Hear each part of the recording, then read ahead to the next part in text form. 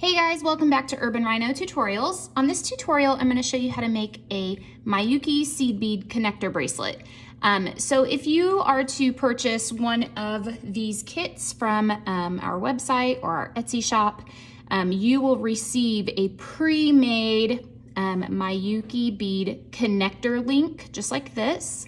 And it's very simple to assemble it. You'll receive some chain, jump rings, and a clasp so you can put it all together. And we have several different choices of the patterns and colors that you can pick from.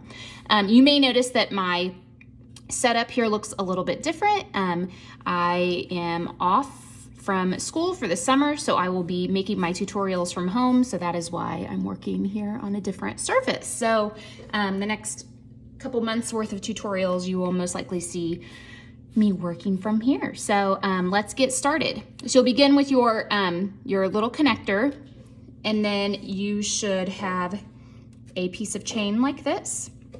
And you're going to first connect it on one side and then kind of determine how long you want it to be, and then you will adjust it from there. So I'm going to take a jump ring like this and just open it up with your pliers.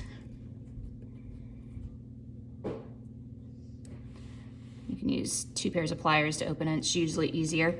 And just, there should be a little bit, kind of like a little loop here that you will connect it onto. And I will say, because I'm working from home, I'm really hoping that you don't hear my kids in the background, but that may happen from time to time, so bear with me. So I'm connecting the chain on, and I'm going to close it back up. Okay, so I have it closed up. And then what you want to do is just kind of determine how long you want it to be, you know, how loose you want it, and then you're going to cut the chain. So I've got it about right here. I'm going to cut with my wire cutters like that.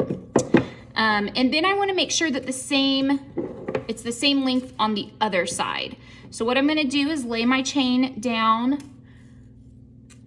beside it here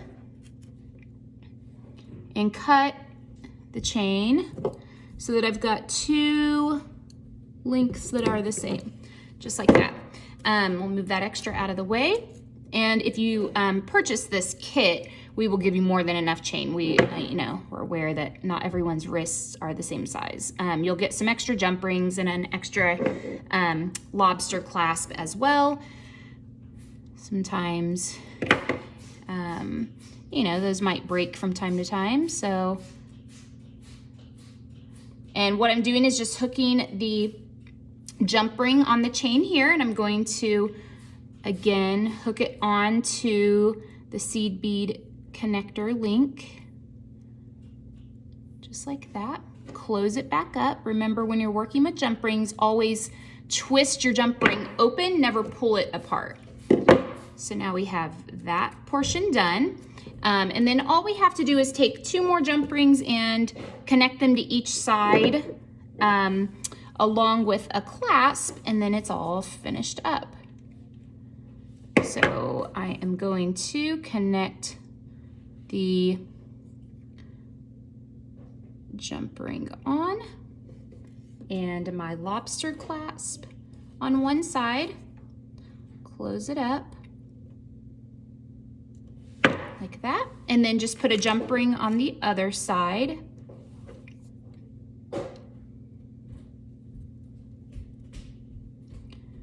Just like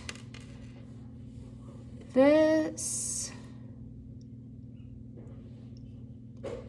My lighting isn't as good here, I will say that.